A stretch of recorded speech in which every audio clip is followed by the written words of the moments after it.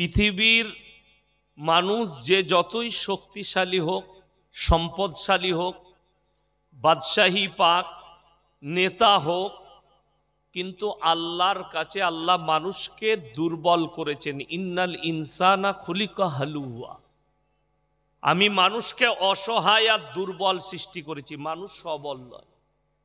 যার কাছে যতই জ্ঞান আসুক, যার কাছে যতই শক্তি আসুক, গোটা পৃথিবীর পাওয়ার কারোর হাতে চলে আসুক, সমস্ত হাতিয়ারগুলো একটা সরকারের হাতে আসুক, তারপরেও দুর্বল। তার বহু দলিল, বহু নমুনা যুগে যুগে। ফেরাউনের মতো নেমক হারামের আল্লাহ নিচুড়ে রস বার করে দিয়েছে। যারা ইতিহাস জানে, আলেম উলামারা দেখেছে, কোরআনে আর দলিল আছে যে আল্লাহ তাআলা ফেরাউনের কিভাবে বিনাশ করেছিল। নমরুদ যে হযরতে ইব্রাহিম আলাইহিস সালাতু ওয়াস সালামকে আগুনে নিক্ষেপ করেছিল, একটা পশম জ্বালাতে পারেনি। কার জন্যে? এটা আল্লাহর হুকুম। জোরে বলুন সুবহানাল্লাহ। আল্লাহ হুকুম দিয়েছিল, কুলনা ইয়া নারু কুনি বারদান ওয়া সালামান আলা ইব্রাহিম, হে আগুন তোমার হুকুম নাই, আমি আল্লাহ হুকুম দিচ্ছি, তুমি ইব্রাহিমের একটা পশমকে জ্বালাতে পাবেন। ইব্রাহিম, আগুন ঠান্ডা হয়েছে আল্লাহর হুকুমে। কিন্তু এখন আমাকে কালকে প্রশ্ন করেছিল জলসাই জয়নগরে যে আমেরিকার খবর বলবো না, দুধ বুকায় আমেরিকার খবর নিয়ে কি করবে? এগুলো সব চানাপুটি, এগুলো মশা মাছির মতো। ফেরাউনের মতো নেমক হারাম যে মিশরে দাঁড়িয়ে বলেছিল আলা রাব্বুকুমুল আলা, আমি তোমাদের রব আর আমি সব থেকে উঁচু। আল্লাহ তার নিচুড়ে রস বার করে দিয়েছে। আরে ডোনাল্ড ট্রাম্প এগুলো কি দেখাচ্ছিবে? আল্লাহ খালি ফুপ দিবে, উড়ে যাবে। আল্লাহ খালি বলবে ঝাপটাটা দে, টেনে নিয়ে ধুবুলিয়া থেকে টেনে ঢুকিয়ে দিবে কোথায়? দীঘাতে, সমুদ্রে। আল্লাহ যদি ইচ্ছা করে। পৃথিবীর মানুষের এতটুকু ক্ষমতা নাই। এখানে যারা বসে আছেন, আল্লাহর কসম করে বলছি, আল্লাহর ইচ্ছাই বসেছে, আপনার ইচ্ছাই নয়।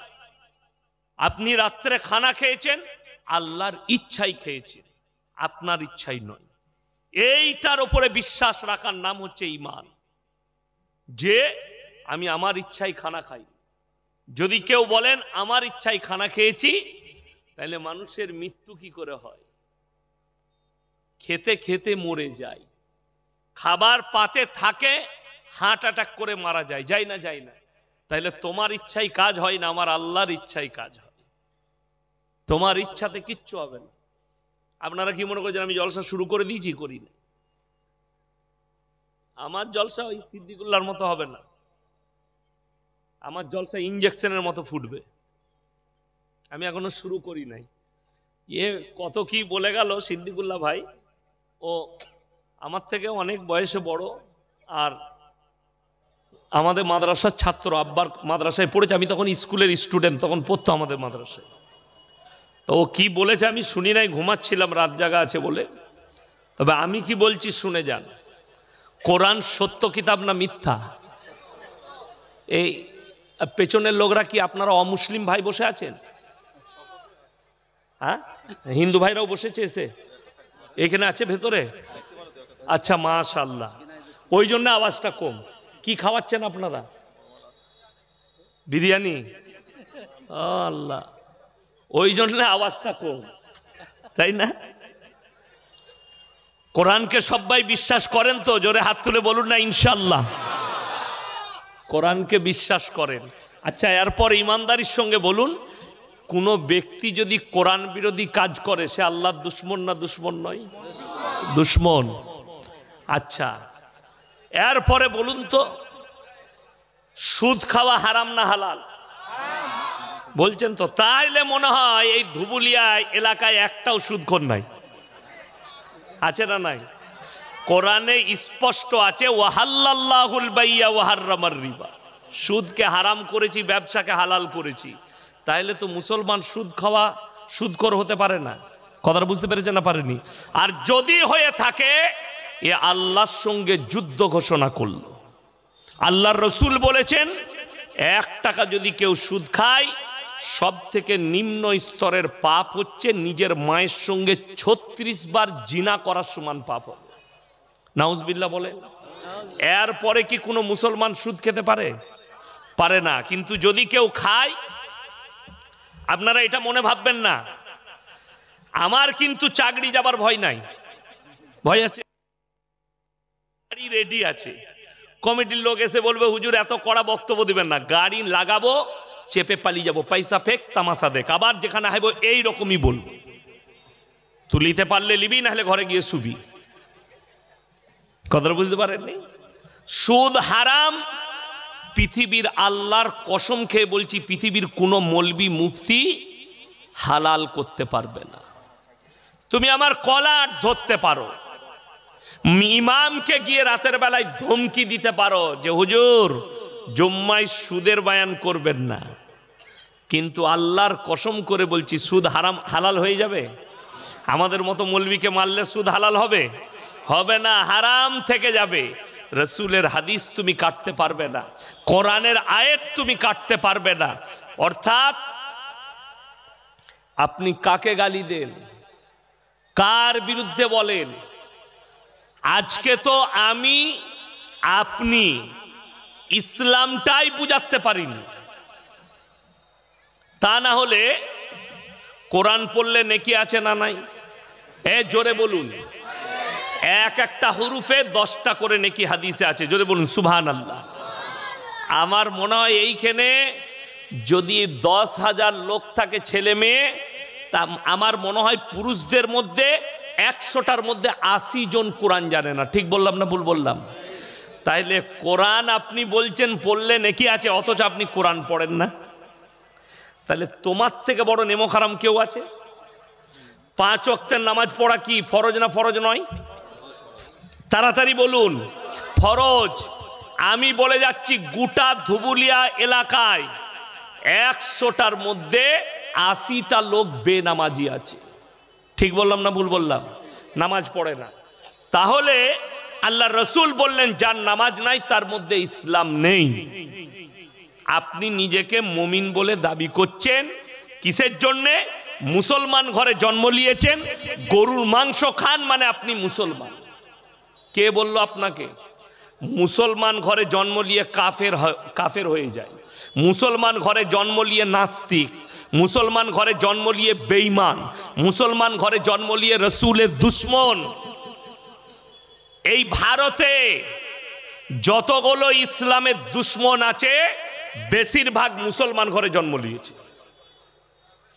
হিন্দু ভাইদের থেকে হিন্দু 2-1টা যারা বকছে, যতি নরসিংহা, নুপুর শর্মা, এইগুলো হচ্ছে বলে দিই পাগল ছাগল, রসুল সম্পর্কে জানে না। কিন্তু আপনি বলছেন আপনি মুসলমান, অথচ আপনার বেটা নাস্তিক। তার মানে আপনার সন্তানকে আপনি দিন শিক্ষা দিতে পারেননি। এই বাপটা হচ্ছে সব থেকে নির্বোধ বাপ। আপনি বলছেন আমি নামাজি, আপনার ছেলেকে আপনি নামাজের শিক্ষাও দেননি, দাওয়াতও দেন না।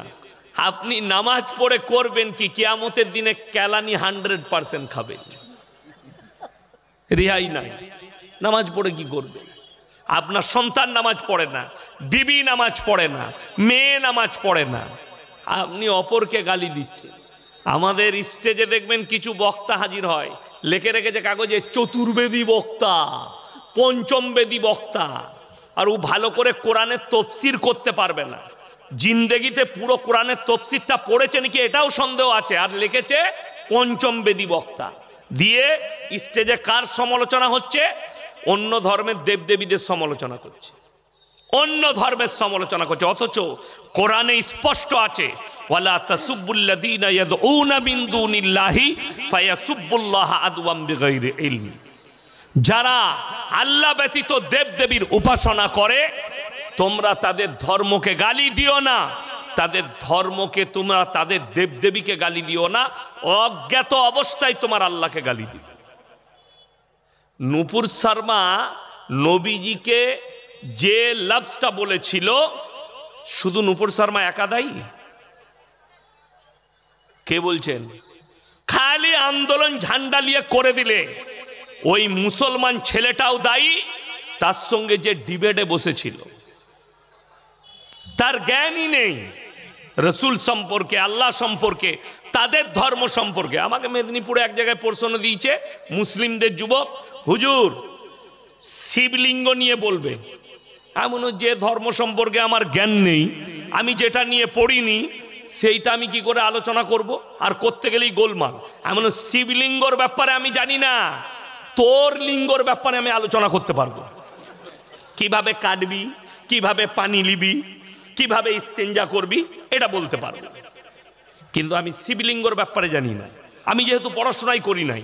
আমাদের ধর্মের মানুষ এরকম, হুজুরকে উস্কি দিবে জলসায়, হুজুর এইটা শিবলিঙ্গ নিয়ে বলবে, আর হুজুর মনে করে আমার বিরাট ব্যাপার, দিয়ে যা মন তাই বকে অন্য ধর্মের মানুষকে কষ্ট দিবে। অথচ আল্লাহ নিষেধ করেছে, তার দেবদেবীকে গালি দিও না, তুমি তোমার ধর্মের প্রচার করো।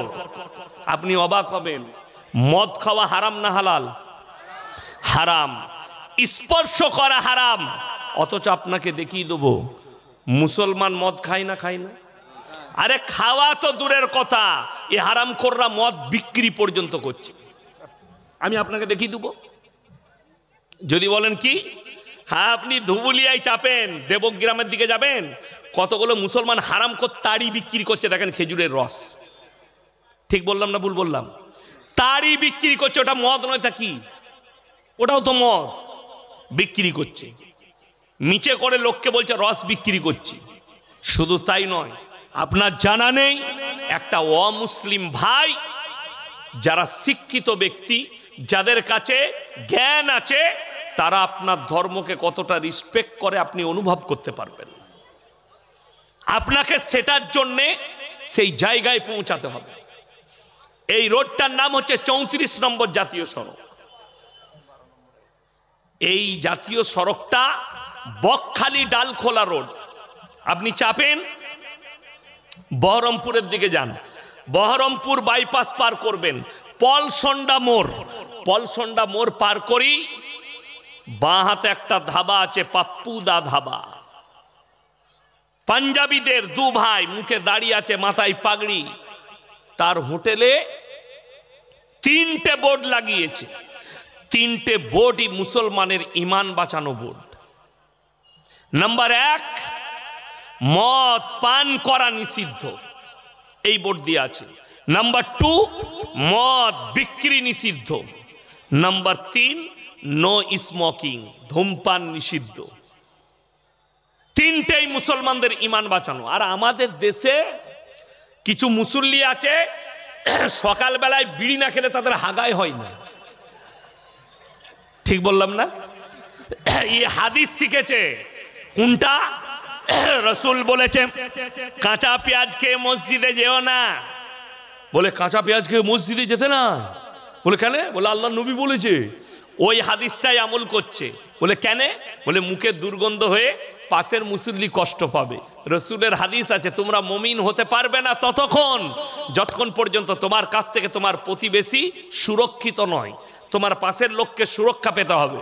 তো পেঁয়াজ খেলে দুর্গন্ধ পাবে, ভাই কষ্ট পাবে, আর বিড়ি সিগারেট গুটকা খেলে আতরের মতো সেন করবে, তাই তো? মুসল্লি অনেক দূরের কথা, মুসল্লি অনেক দূরের কথা। তুমি গিয়ে তোমার বিবিকে জিজ্ঞেস করো যে রাতের বেলায় 6 ঘন্টা 7 ঘন্টা তোমার বিছানায় তোমার পাশে শুয়ে থাকে, যে আমি বিড়ি খাই, গুটকা খাই, সিগারেট খাই, গন্ধটা তোকে কেমন লাগে? ও মনে মনে বলবে 8 কুড়োর বেড়া, তোকে তো ঝাঁটা মারতে মন যায়, কিন্তু করবো কি? স্বামী। কথাটা বুঝতে পারেন? এত দুর্গন্ধ। তোমার বিবি যে কষ্ট পায়, ওই কষ্টর হিসেবই আল্লাহর কাছে দিয়ে উদ্ধার হতে পারবে না। এরা হুজুরকে প্রশ্ন দেয়, হুজুর বিড়ি সিগারেট গুটকা খাওয়া কি? হুজুর বললে বাবা মকরু, তার মানে মালটা চলবে, তাই না? হুজুর বলে দিয়েছে মকরু। ইমানদারির সঙ্গে বলুন তো, এই এলাকার কোনো মসজিদের ইমাম যদি বাজারে বসে সিগারেট খায়, তাকে রাখবে না তাড়াবে? তাড়াবে। ইমাম খেলে হারাম, ওকে আর রাখা যাবে না, ওর পেছনে নামাজ হবে না। তুই ইমামের পেছনে কি করে খাসবে? কথাটা বুঝতে পারেন না? ও বিড়ি খাচ্ছে, ইমামের পেছনে নামাজ পড়বে, কিন্তু ইমাম খেলে নামাজ হবে না। ফতোয়া তার কাছে, ইমামের জন্য হারাম আর তোমার জন্য হালাল। কোন বাপের বেটা মৌলবি বলেছে তাকে স্টেজে আমার কাছে দাঁড় করান, যে কওমের জন্য হালাল হবে, আমাদের জন্য হারাম, আর কওমের জন্য হালাল, এটা কে বলে দিল আপনাকে? এইটার কারণে আপনি ছাড়তে পারছেন না। শুনেলেন আমার মুসলমান ভাই, ওই পলসন্ডা মোড় থেকে 10 কিলোমিটারের মাথায় আমি মুসলমানদের হোটেল দেখাবো, হারামখোর মদু পান করে, মদু বিক্রি করছে। ঠিক বললাম না ভুল বললাম? অথচ সে নিজেকে মুসলমান বলছে, ঈদের দিনে আতর লাগিয়ে হারামখোর ঈদগায় চলে আসে নামাজ পড়তে, অথচ মদ খায়, মদ বিক্রি করে। যে মদ বিক্রি করলো তার ইনকামটা হালাল না হারাম? কথা বলে না? হারাম। আর আমাদের দেশে জান্নাত কিন্তু খুব সহজ। সহজ না সহজ নয়, দুটো জায়গায় সহজ। এই জলসা হচ্ছে মাদ্রাসা কিংবা মসজিদের জলসা, কি বুঝলেন? বক্তা আদায় করছে, ও মাতাল হারামখোর মদ বিক্রি করে, 1000 টাকা দিয়ে দিলে মসজিদের জন্য। বক্তা বলছেন, আহারে বান্দারে কোথায় বসেছিল, দেখো দেখো মসজিদের নামে 1000 ছুটে এসে দিল, দিয়ে মালকে জান্নাতে ঢুকিয়ে ছেড়ে দিল। কথা বলতে পারেননি? সে মনে করলে সারা হুজুর যখন জান্নাতে ঢুকিয়েছে আমাকে আর কেউ বার করতে পারবে না। তোকে মর তবে বুঝবি। এইটাই হচ্ছে কষ্টের বিষয়। ও মনে করেছে আমি দিয়ে দিয়েছি মাদ্রাসা মসজিদে, আমি পাপের সাগরে ডুবে থাকবো। আর একটা জান্নাতে যাবার রাস্তা, 5 বোতল মদ খেয়ে মরে গেছে বলে চিন্তা নাই, হুজুরকে দাওয়াত দিবি, মিলাদ পড়িয়ে একদম জান্নাতে ঢুকিয়ে ছাড়বে, রেডি।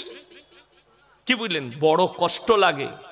হাই রে মুসলমান, আপনি দিন বুঝেছেন, আপনি ইসলাম বুঝেছেন, পাপের সাগরে ডুবে আছে, আর আপনি মনে মনে ভাবছেন আমি তো খাঁটি মুসলমান। মদ কি করে ইসলামে হালাল হতে পারে? একটা মুসলমান কি করে মদ খেতে পারে, মদ বিক্রি করতে পারে? আপনাকে আমি ধুবুলিয়ায় আর বেতুয়ায় দেখিয়ে দেব, মুসলমান লটারির টিকিট কাটছে, মুসলমান লটারি বিক্রিও করছে। ঠিক বললাম না ভুল বললাম? লটারি বিক্রিও করছে আর লটারি কাটছেও তারা। আমার ভাই, অনুরোধ করে বলছি, লটারি হারাম না হালাল? জোরে বলুন। হারাম লটারির টিকিট। কিন্তু মুসলমানের ব্রেন জানেন কত ভালো? আরে অনেক মুসল্লি আছে লটারির টিকিট কেটে হারামখোর কোঁচড়ে নিয়ে মসজিদে ঢুকে দোয়া করে, আল্লাহ যেন আজকে ওই 1 কোটির ঘরটা লেগে যায়।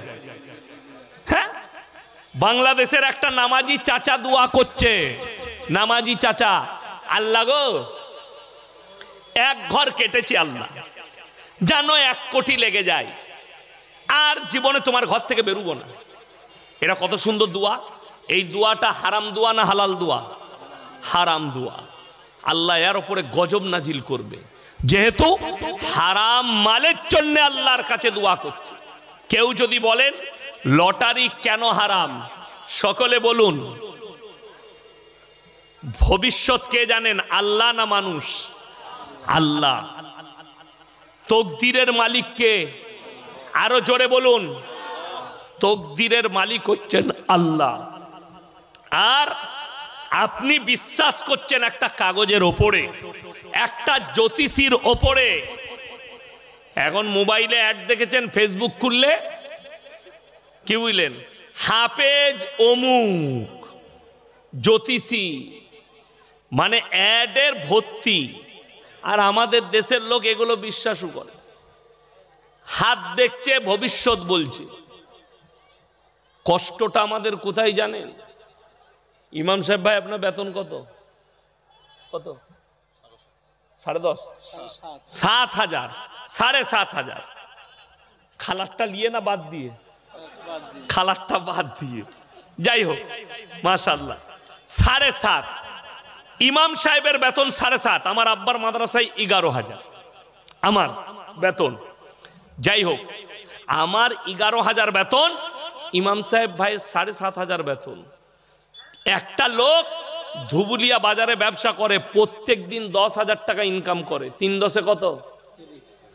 মানে 3 লক্ষ টাকা মাসে। কত বললাম? 3 লক্ষ টাকা মাসে ইনকাম করে, প্রত্যেক দিন 10,000 করে ইনকাম করে। আর ইমাম সাহেব মাসে পায় 7,500, আমি ইয়াসিন মাসে পাই 11,000, আর সে দিন পাই 10,000। এরপর বলুন, সেই লোকের ব্যবসা একটু গোলমাল, আমাকে এসে বলছে হুজুর একটা বরকতের তাবিজ দেন। বরকতের তাবিজটা তাকে লাগবে না আমাকে আগে লাগবে? কথাটা বুঝতে পারেননি? যদি আমার তাবিজে তোর দোকানে বরকত হবে, তাহলে তো ব্যবসাটা তোর হবে কেন? ওটা তো আমার হবে। মারবো তাবিজ আর টেনে লুব। বর্ধমানে রাইস মিলগুলো আমাদের বাপ বেটার হতো, কিন্তু কে কাকে বুঝাবে? দুঃখ তো ওইটাই। বলছে কারু বউ পালিয়ে গেলে 72 ঘন্টায় এনে দেয়। আমি একটা জলসায় বলেছি 72 ঘন্টায় বউ পালিয়ে দিলে এনে যাচ্ছে। এদিকে মোদিজির কাছে নিয়ে যেতে হবে, যারা দেশের টাকা পালিয়ে গেছে নিয়ে হারাম করকে 72 দিন সময় দেন, মালগুলোকে ফিরিয়ে নিয়ে তোদিকে অর্ধেক টাকা দেওয়া হবে। বড় কষ্টের বিষয়, ধোঁকা, প্রতারণা, প্রবঞ্চনা। আপনি এটা মনে করেন না, স্টেজে আমরা আলেমরা বসে আছি, ধোয়া তুলসী পাতা আমার মতো 100টা মৌলবি ধরা পড়বে, 100টা হুজুর কিয়ামতের দিনে ধরা পড়বে। সমাজকে ধোঁকা দিয়েছো, প্রতারণা করেছো, প্রবঞ্চনা করেছো, আমার মতো 100টা মৌলবি ধরা পড়বে কিয়ামতের দিনে। সমাজকে কিভাবে ধোঁকা দিয়েছো তোমরা, প্রতারণা কিভাবে করেছো, এটা কিয়ামতের দিনে পাকড়াও হবে। আপনি এটা ভাববেন না। ইয়াসিন ধোয়া তুলসী পাতা, আমার মতো বহুজন ধরা পড়বে। সমাজকে ধোঁকা, প্রতারণা, প্রবঞ্চনায় ফেলে রেখেছো, ছেলে হচ্ছে না, মায়েরা হাজির। যেমন আমাদের সিদ্দিকুল্লাহ ভাই জানে না, দিয়ে বলছে আলহামদুলিল্লাহ এখানে খুব ভালো লাগলো, মেয়েদের একটা আওয়াজ পাওয়া যায় না। মেয়েদিকে কোথায় রেখেছে তা ঠিক নাই, নাহলে ওরা আবার চিল্লাবে না। ওটা তো আমি দেখে এলাম, এই ইমাম সাহেব হাসছে। ঠিক বললাম না ভুল বললাম? ওদিকে 1 মাইল দূরে করে দিয়েছে যাতে গোলমালটা না হয়। হুজুররা মনে করে আল্লাহ এত ওলি কি করে হলো। সিদ্দিকুল্লাহ ভাই তো ওইটাই ভেবেছে যে আল্লাহ মেয়েরা এত ওলি এখানকার, তা কখনো হয়? বেড়া বেকা হাড় কোনোদিন সোজা হবে না। ওই জন্যে জানি না সিদ্দিকুল্লাহ ভাই এসে স্টেজ চেপে গেছে, প্রশংসা করে দিয়ে চলে গেল। এই মায়েদের একটা মহৎ দোষ আছে, যদি বাচ্চা না হয় আর কেউ যদি বলে দেয় অমুক হুজুরের কাছে গেলেই ছেলে হবে, আবার অনেক মাল আছে বলছে বেটা ছেলে হয় আমার তাবিজে, খোঁজ নিয়ে দেখুন সে হারাম করে একটাও বেটা নাই। তাবিজে বেটা হলে, আমাদের তাবিজে যদি বেটা ছেলে জন্ম নিত, ইমানদারির সঙ্গে বলুন পঞ্চায়েতগুলো কাদের দখলে হতো? হুজুরদের। 4টা বিয়ে ইসলামে জায়েজ আছে না নাই? জায়েজ আছে। 4টা করে বিয়ে করতাম, বছরে 4টা করে ছেলে, 4 10 কত? 40টা। লাঠির জোর কার? পঞ্চায়েতের কেউ বাপের বেটা পাবে? হুজুরের পঞ্চায়েত হতো। দুঃখ এটাই, আমি আসি না, আমার 2টো মেয়ে, তাহলে তো বেটা আমার হতো। কষ্টের বিষয়, কে বুঝাবে? যদি বলেন হুজুর দলিল দেন, কোরআন সূরা আল ইমরান 1ম পৃষ্ঠা, হুয়াল্লাযী ইউসাউবিরুকুম ফিল আরহামি কাইফা ইয়াশা লা ইলাহা ইল্লা হুয়াল আজিজুল হাকীম। হে আমার বিশ্বনবী, পৃথিবীর মানুষকে বলো, মায়ের গর্ভে আমি বাচ্চা দান করি, আমার ইচ্ছা মতো আকৃতি দিই, আমি আল্লাহ কারুর পরামর্শে কাজ করি না। জোরে বলুন সুবহানাল্লাহ। আমি আমার ইচ্ছা মতো বাচ্চা দান করি, আমি আল্লাহ কারুর পরামর্শে কাজ করি না। আমার ভাই বন্ধুগণ, বড় দুঃখ লাগে যারা যুবক আর যুবতী আছো, আমাদের ছেলেদের দুর্বলতা কি জানেন? তোমার দুর্বলতা, এরা কলেজে যে কেন পড়াশোনা করে তা আমি ভেবে পাই। কি হবে পড়ে? কেন? এরা একটুতে ভেঙে পড়ে। কলেজে পড়ছে ফার্স্ট ইয়ারে, নতুন নতুন কলেজ গেছে, ও এখন দীপালির প্রেমে পড়েছে, চলছে প্রেম, আইসক্রিম আর এগ রোল আর রেস্টুরেন্টে চাউমিন, হ্যালো আমি তোমাকে খাইয়ে দিই। চললো 6 মাস, 6 মাস পরে এখন ব্রেকআপ, সুইচ অফ। এই হুজুরকে এসে বলছে হুজুর থাকতে পারছি না। কি হলো রে? বলবো জানের থেকে বেশি ভালোবাসি। হুজুর মোবাইল সুইচ অফ। যা টাকা লাগে দেবো, সুইচটা খুলে দেন। ভাই হুজুরের তাবিজে সুইচ খুলে যায়? এরা বলছে হুজুর সুইচটা খুলে দেন তাবিজ মেরে। আমাদের তাবিজে যদি সুইচ বন্ধ হতো হারাম কর, এই মোবাইলগুলোর সব সাপ টাওয়ার উড়িয়ে দিতাম তাবিজ মেরে। তোরা যা পাপ করছিস, কথাটা বুঝতে পারেননি? একটাও রাখতাম না, মার তাবিজ আর সব মোবাইলগুলো উড়িয়ে দে, কোম্পানির টাওয়ারগুলো উড়িয়ে দিতাম তাবিজ মেরে। তোমরা যা পাপ করছো, কিন্তু কে বুঝাবে? হুজুর বললে বাবা 5001 টাকা দাও, অবশ্যই 1 সপ্তাহের মধ্যে মোবাইলের সুইচ খুলে যাবে। ই দেখলে শালা 1 সপ্তাহে যদি সুইচ খুলে, তাহলে হুজুর তাইলে মেয়েটাও এনে দিতে পারে। মেয়েটা আসবে না কোনো রকম আমার কাছে, তাই হ্যাঁ সেটাও হবে। 20,001 টাকা লাগবে।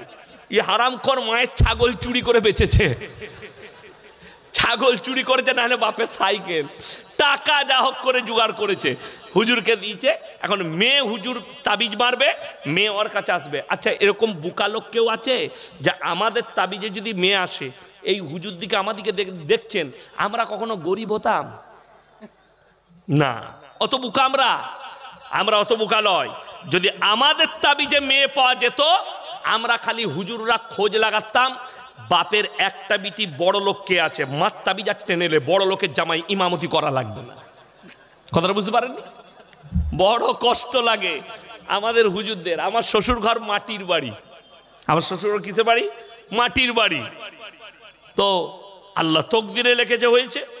এরকম বহু এখানে ইমাম সাহেব আছে যাদের শ্বশুর ঘর মাটির বাড়ি। ঠিক বললাম না ভুল বললাম? শ্বশুর ঘর গরিব, কিংবা শ্বশুর বড় লোক, ইমাম সাহেব গরিব, এরকম আছে। এটা তকদির। আর তকদির একমাত্র আল্লাহ ফয়সালা করেন। তকদিরের মালিক আল্লাহ। আপনি লটারির টিকিটকে দিয়ে ভাগ্য পরীক্ষা করছেন, এই কাগজের দ্বারা আপনার ঈমান ধ্বংস হয়ে যাবে। আপনি যদি বিশ্বাস রাখেন এই কাগজের দ্বারা আমার তকদির পরিবর্তন হবে। কেউ যদি হাত দেখায় কোন জ্যোতিষীকে, কোন মৌলবীকে যদি বলে আমার ভবিষ্যৎ কি আছে, আর কোন ভণ্ড মৌলবী যদি বলে আমি ভবিষ্যৎ বলতে পারি, জানবেন সে 1 নম্বর ভণ্ড এবং ঈমান হারা, সে বদ্দিন। ঈমান চলে যাবে। জ্যোতিষীকে হাত দেখালে ঈমান চলে যাবে। লটারির ওপরে বিশ্বাস করলে, ওই জন্য সবাই হালালের ওপরে বিশ্বাস করবো। জোরে বলুন ইনশাআল্লাহ। ইমানদারির সঙ্গে বলছি, হালাল রুজিতে কি আছে? বরকত আছে, আছে না নাই? তার প্রমাণ জানেন তো এই মৌলবীরা।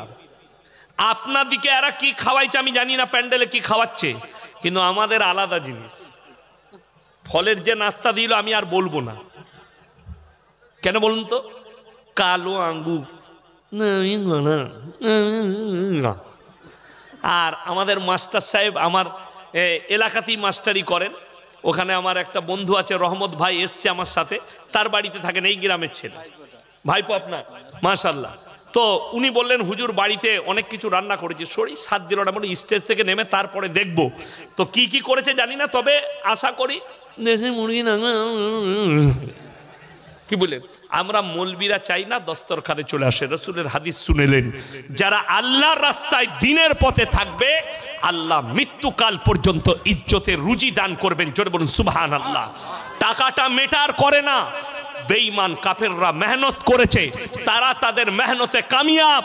আর আমরা ইসলামে প্রচার করে, এত জলসা করে, এত দাওয়াত ও তাবলীগ করে, এত প্রচার প্রসার করে, এত মাদ্রাসা করে, এত আলেম হাফেজ গ্রামে তৈরি করে, তারপরও আমরা নাকাম দিন প্রচার করতে। যদি বলেন হুজুর কেমন করে? বেঈমান কাফেররা এমন একটা মেহনত করেছে, যার কারণে আজকে প্রত্যেকটা বাড়িতে বাড়িতে সুদ ঢুকিয়েছে।